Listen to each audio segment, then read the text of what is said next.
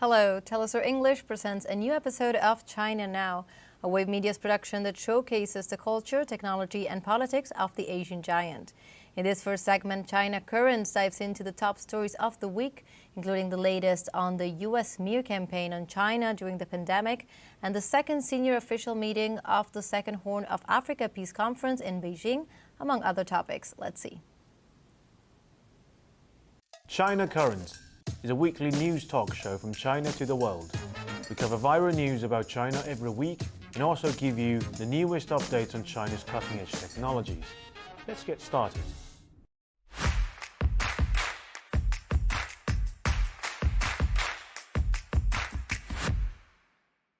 Welcome to China Currents, your weekly news report of what's happening in China. I'm Lisa. In this episode, the US military's secret disinformation campaign was exposed, and the WHO revealed how they discredited COVID as China virus. The second senior officials meeting of the Second Horn of African Peace Conference convened in Beijing. China issued judicial guidelines on imposing criminal punishment on the disheard Taiwan independent separatist. Thailand has submitted a formal letter requesting to join BRICS. $2.8 million from China is due to arrive in Kenya to assist in restoration from the recent floods. Record rains paralyzed China's southern cities, issue highest flooding alert. Let's start today's episode with a US misinformation campaign against China. Due to the promotion of some American politicians, the Philippines and China have been in constant friction in the South China Sea recently. However, a recent declassified document showed that in order to undermine the relationship between China and the Philippines, the US military even sacrificed the health of all Filipinos and prevented them from getting effective treatment from China during the COVID pandemic. According to a retina's investigation, through phony internet accounts meant to impersonate Filipinos, the US military's propaganda efforts morphed into an anti-vax campaign. Social media posts decried the quality of face masks, test kits, and the first vaccine that would become available in the Philippines, which is China's Sinovac inoculation. At least 300 accounts on X, formerly known as Twitter, that matched descriptions shared by former US military officials familiar with the Philippines operation. Almost all of these accounts were created in the summer of 2020 and centered on the slogan, "China is the virus."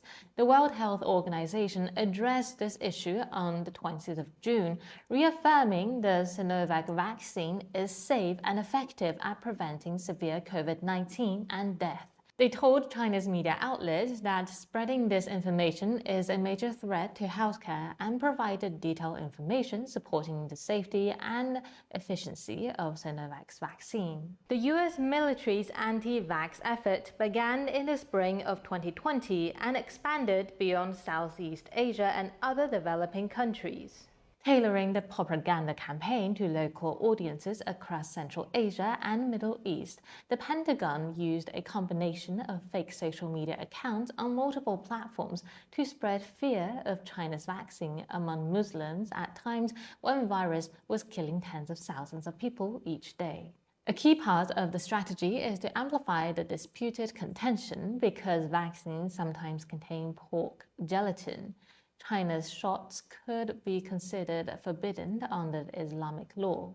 The South China Morning Post reported that the Pentagon, in response to a query about the retina's report, stated on Sunday that it conducts a wide range of operations, including operations in the information environment, to counter adversary malign influence.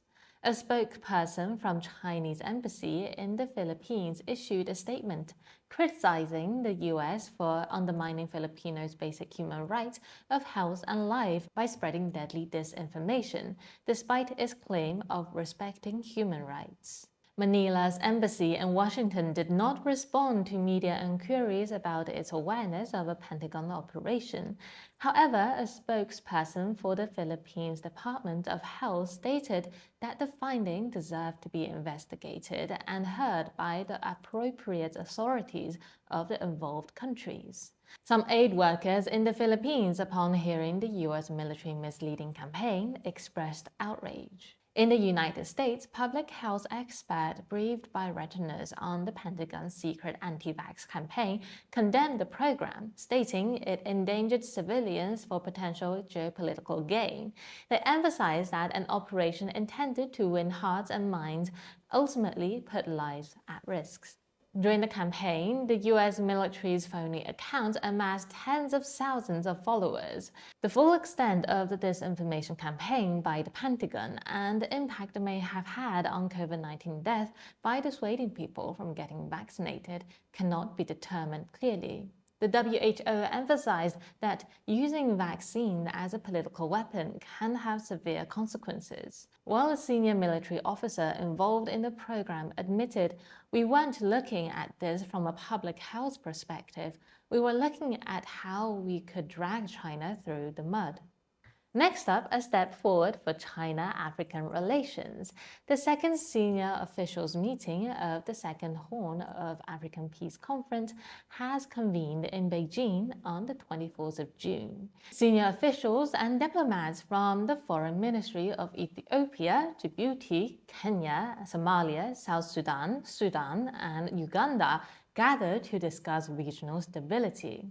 The initiative of peaceful development in the Horn of Africa is a solution introduced in early 2022 by China to assist the region in achieving long-term stability and development through unity and self-strengthening. Special Envoy for the Horn of Africa Affairs of the Chinese Ministry of Foreign Affairs Xue Bing addressed the Security Council briefing on Somalia during the meeting. He emphasized the international community should adhere to the Somali-led and Somali-owned principle and avoid external pressure and interference or imposing any governance model.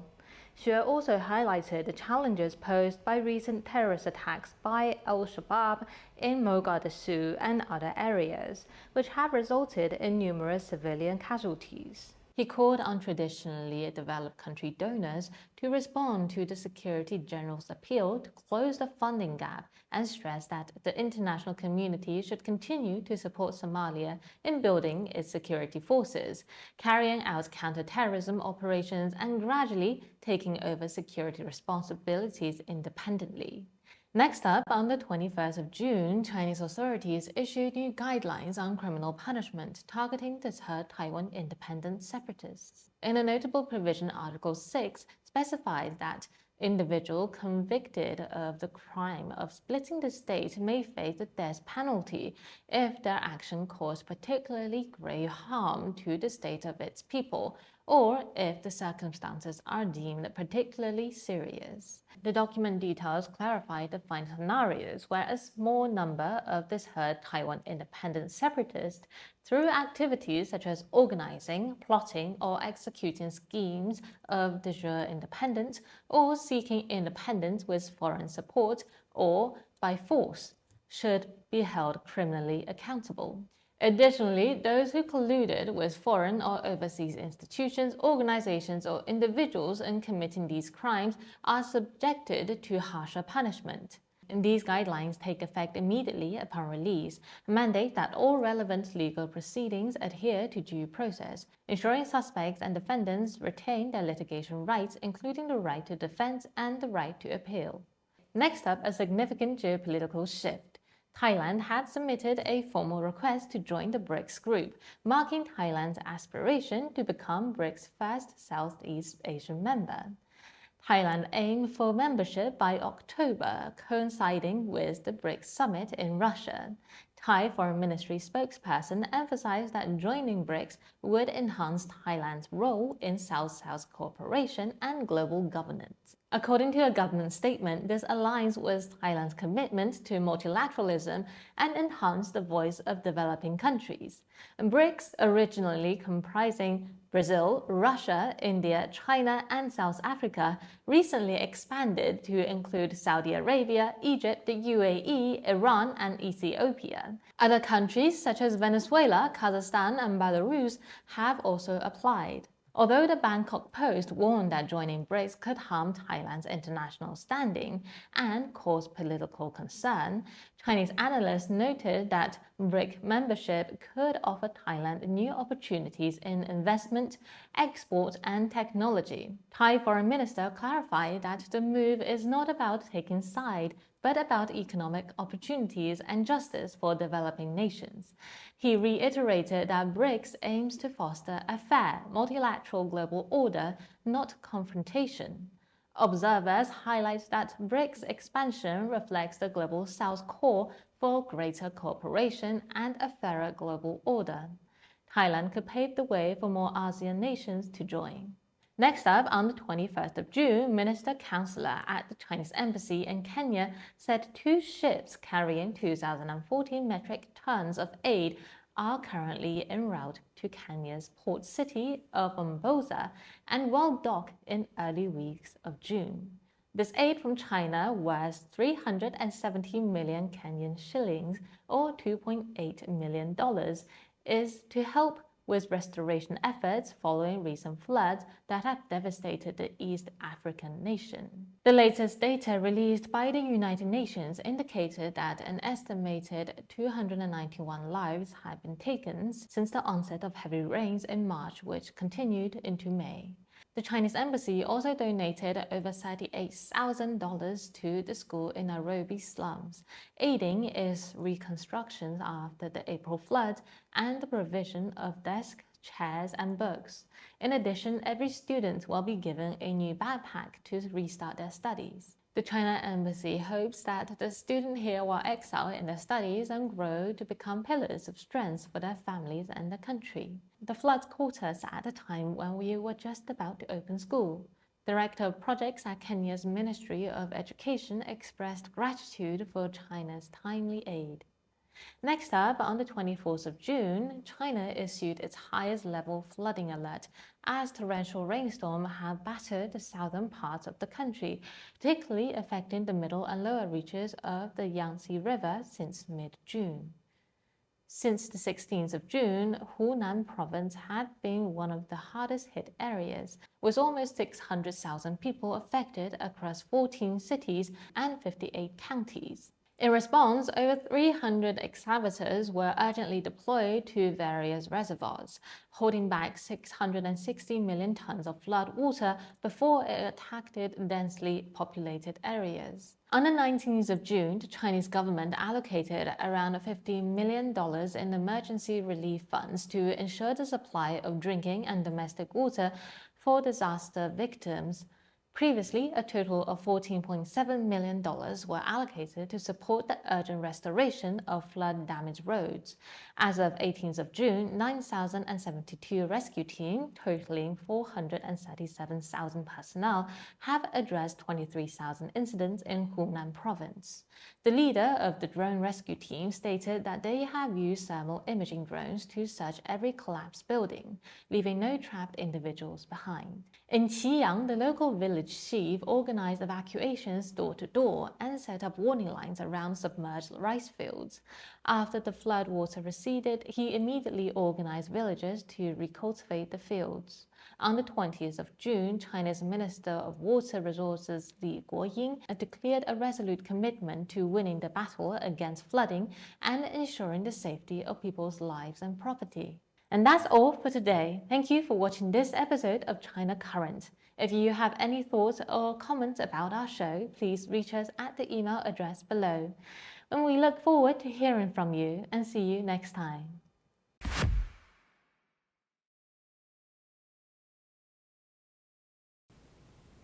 And we will go for a short break now, but we'll be right back. Stay with us.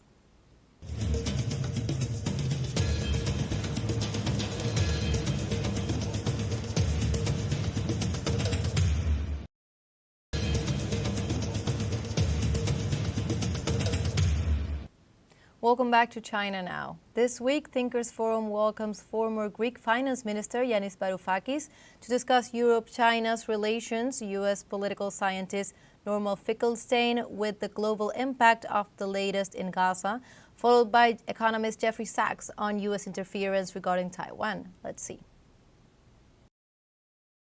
If it wasn't for China, they would have died. They would have all gone bankrupt. So it was Chinese demand for German exports that kept Germany alive.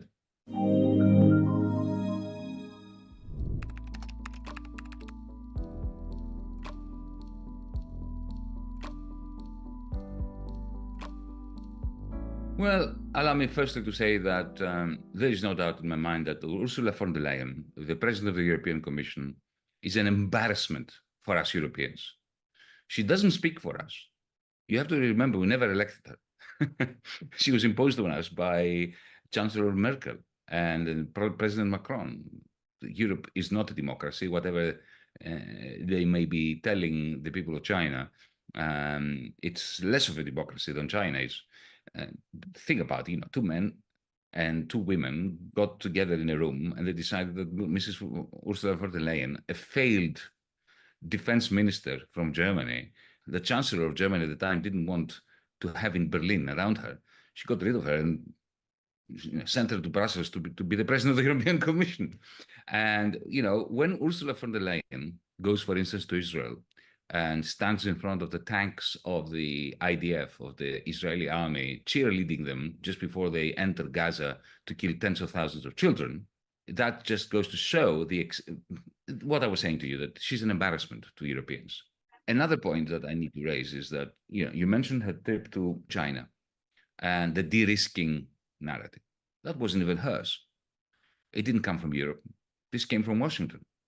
It was the American instruction to Ursula von der Leyen that, you know what, you will need essentially to break your trading bonds with China. This was an instruction that came from the United States. You said something that I don't agree with. You said that the European right didn't want trade relations with China. That's not true. If you talk to any industrialist in China, they really want trade relations. Actually, not only do they only want trade relations with China, their survival depends on trade relations with China. They're nothing short of their economic life depends on Chinese trade. If you think of going back to 2008, when the American economy collapsed, and simultaneously the periphery of the European Union, countries like mine, Greece, Italy, they went all bankrupt. Suddenly, German industry had no one to sell their products to. If it wasn't for China, they would have died. They would have all gone bankrupt. So it was Chinese demand for German exports that kept Germany alive.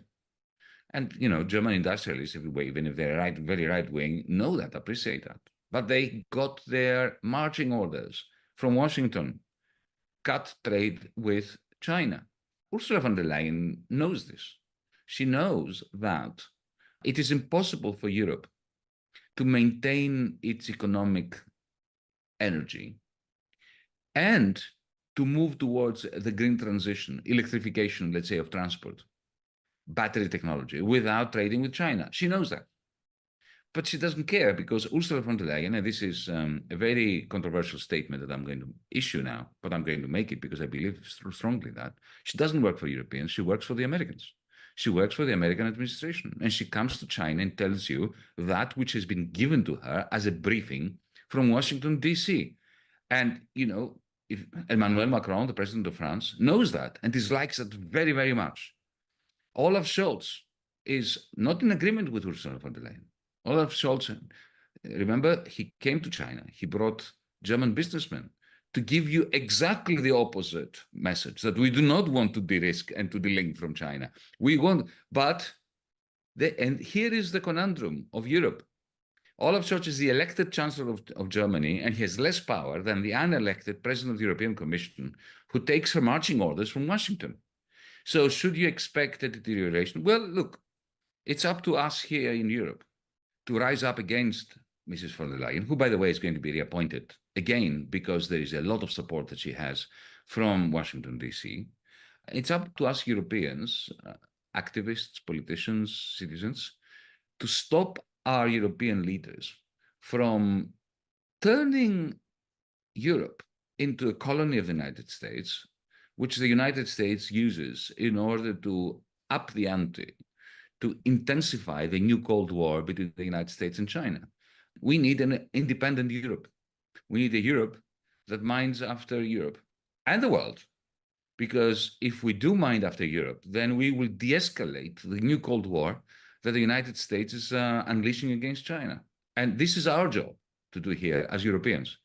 What should the Chinese people expect? You should expect the worst, because Europe is not going in the right direction. You should understand that it's not the European people who are turning our politics against China. It is our rulers. We are not sovereign nations anymore. You know, here in Greece in 2015, the people of Greece decided to go another way. 62% of the vote was against the standard line, which I am describing now. And what happened was the people were overthrown. So we need international solidarity against very pernicious business interests who are trying very hard to foment the Cold War between East and West, between the West and China, the West and China in particular.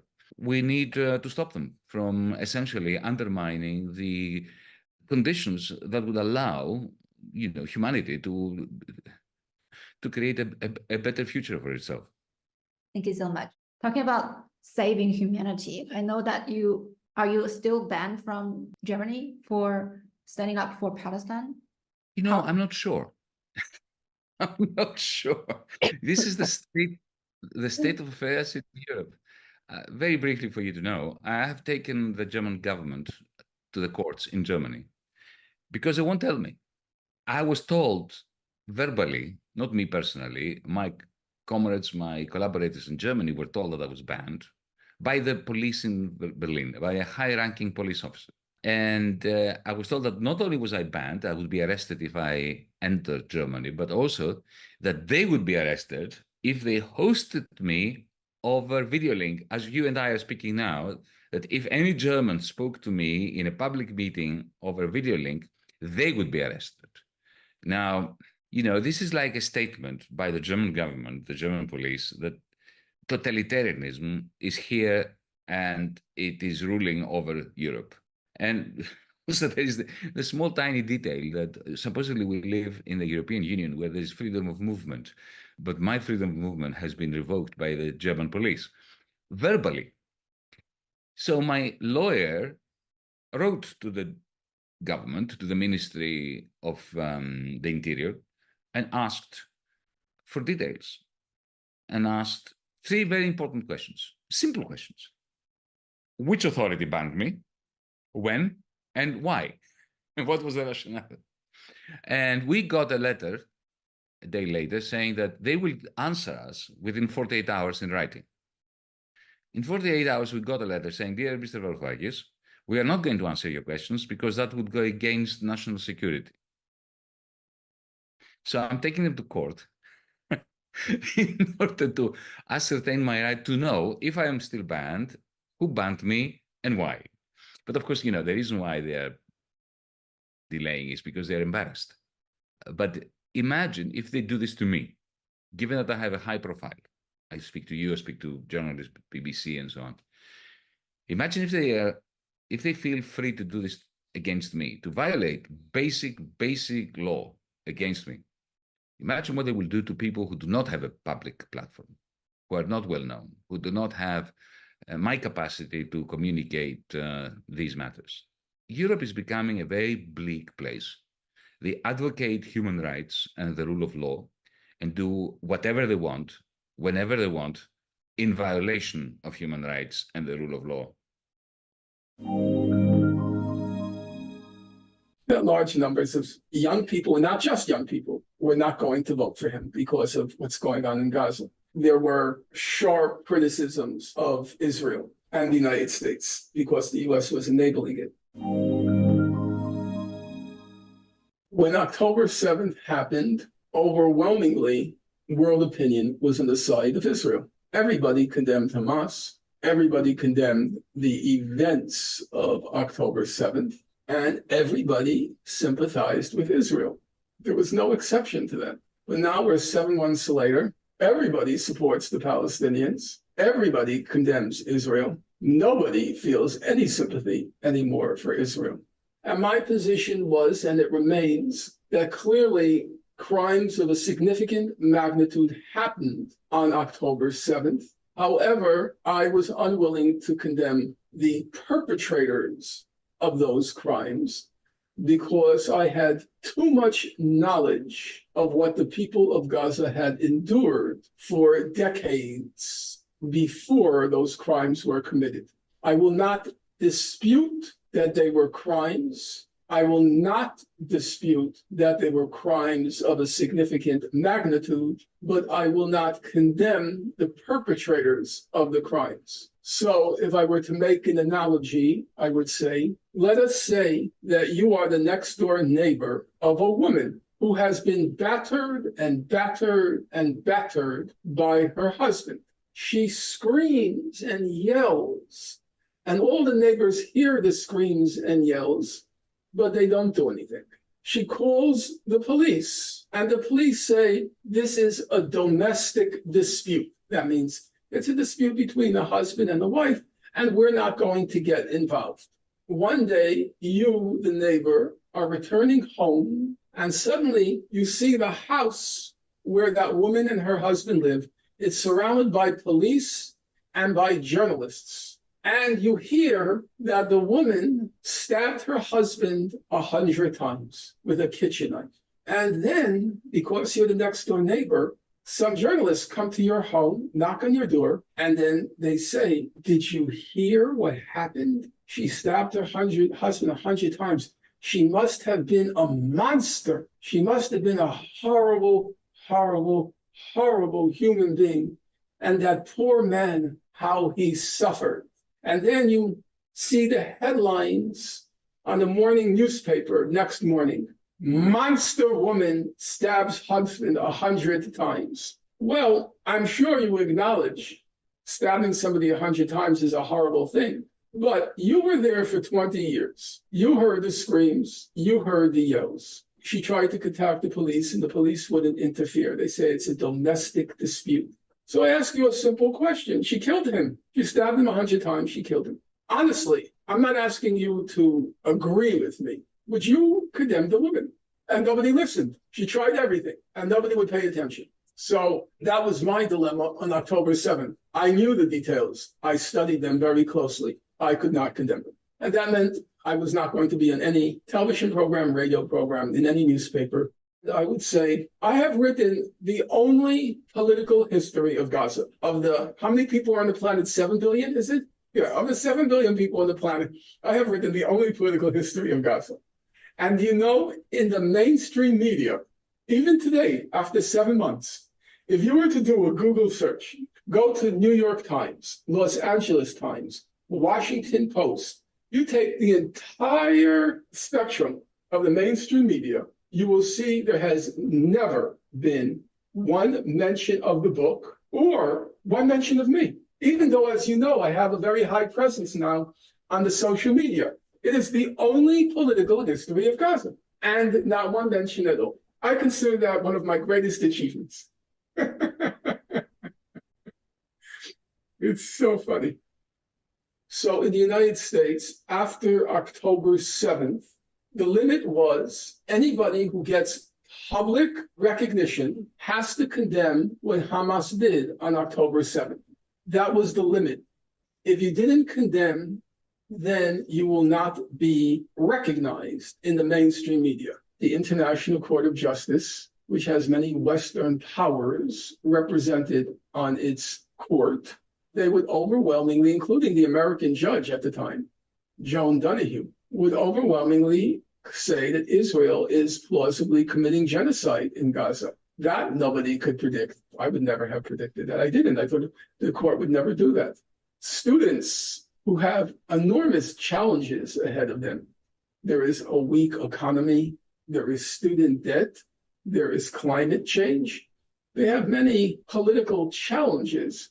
Who would have predicted that of all the political challenges confronting them, they would invest their energies and really make real sacrifices for the sake of a poor, powerless, and stateless people halfway around the world, namely the people of Gaza.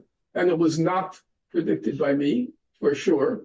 Whether what Hamas did on October 7th was a wise thing or a stupid thing, whether it was a necessary step towards ending the horror in Gaza or whether it was a totally criminal act, I have been reluctant to pass judgment. I kind of think it should be up to the people of Gaza to decide whether what happened, not just on October 7th, but for the past 7 months, we still may be closer to the beginning than to the end of the conflict. It's for them to decide whether it was worth it. Gaza has been turned into a parking lot. Israel has destroyed everything. It is so pulverized, so reduced to dust, that a large number of people not only don't have a home to go back to, but they have no idea where their home was. If you imagine your neighborhood where you live, where it's all reduced to rubble, let's say an atomic bomb were dropped in your neighborhood, and it's all rubble. It's just pebbles, stones, dust. Could you find your block where you lived in that rubble? That's Gaza. And it's going to be for the people themselves to decide whether it was worth it. I don't want to pass a judgment on that. There's no question in my mind that the student movement played a critical role in forcing President Biden to adjust his policies, which up until the emergence of the student movement were enabling the Israeli genocide with no restrictions whatsoever. The student movement posed a very big problem for President Biden for a very simple reason. It catapulted the anti-genocide movement to a new level of public awareness. Obviously, there was public awareness about Gaza before the student movement, but the student movement raised it to a new level, the public awareness. And the second thing was students represent votes. And this is a presidential year. And Biden was being informed by his pollsters, the people who predict voter turnout and predict who will win, that these student demonstrations were doing real damage to the base of the Democratic Party. That large numbers of young people, and not just young people, were not going to vote for him because of what's going on in Gaza. And it was the student movement which, let's just say, it brought the issue to critical mass. Obviously, there was a lot of concern before, but the student movement raised it to a new level and forced Biden to reconsider his policies. I personally thought that he would make the adjustment, Biden, at New Year's time, because I felt he thought he needed at least a year to get on board with the anti-genocide movement. What happened was he and his campaign managers decided they needed half a year, that by June, with the election 5 months off, we really have to end this Gaza thing because it's causing us too much damage. They didn't believe that in January. In January, they thought they could still go on. People, and the war will end maybe in June, and people will forget because people do forget. It's true. And then the argument about Biden being a lesser evil to Trump would set in. Obviously, there was a lot of awareness before the student movement. Obviously, there are many factors involved. Biden's decision. There is the International Court of Justice. There is the International Criminal Court. There is European allies. There's the Security Council. All over, there were sharp criticisms of Israel and the United States because the U.S. was enabling it. But I think the factor that put it over the top or caused critical mass was the student movement. And now, I would say, just as a side note, I always listen closely to the Chinese representative. Frankly, I think at this point, everyone recognizes what the Chinese say is probably the most significant statements now coming out of the Security Council, because the others are predictable. whereas the Chinese, you're looking for every choice of words to see exactly where they stand. But their position has, both in my opinion, the Ukraine and also in Gaza, their position has been very reasonable in my view. In any event, the student movement will inevitably die out during the summer because schools are out, campuses are empty, and it's too soon to say what things will look like.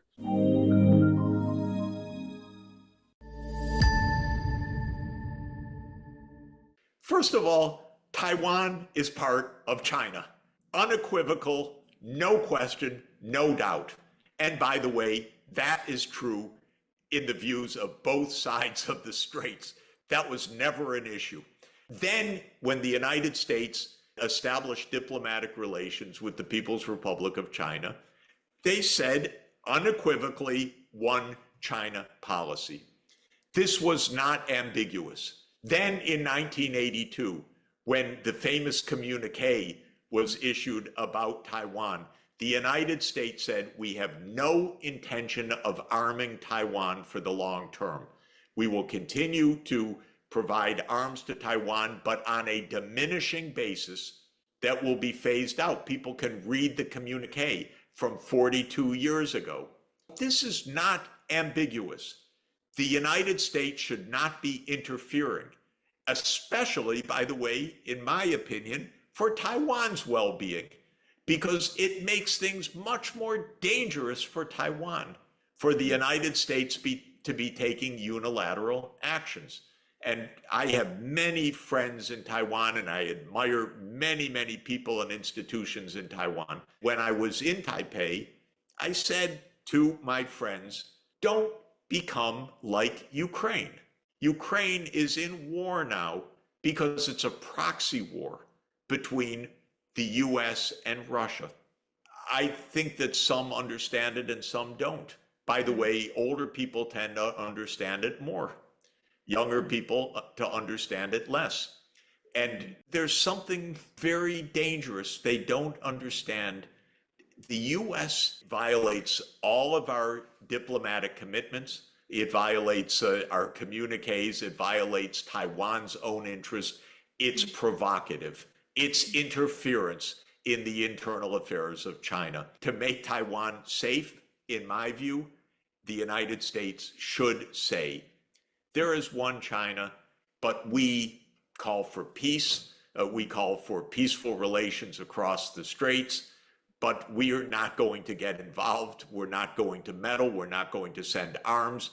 If the People's Republic of China asks us not to have a delegation go to Taiwan, we respect that because that is one China. We do not want to be a provocation.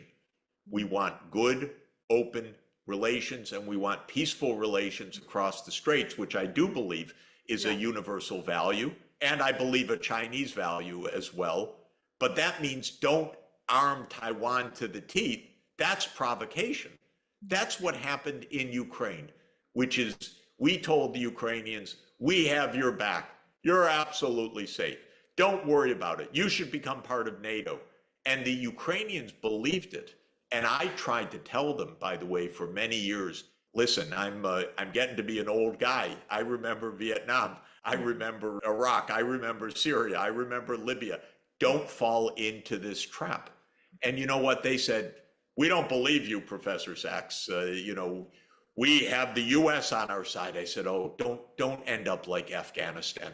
The US said, oh, we're on your side. And we left Afghanistan in ruins after 40 years. I said, you're going to suffer the same fate in Europe to be like Afghanistan in Europe. Don't let it happen. Be prudent. Be careful. They didn't understand that. They sided with a US interventionist agenda for the US to move NATO into Ukraine against Russia's security interests. And this was a huge mistake.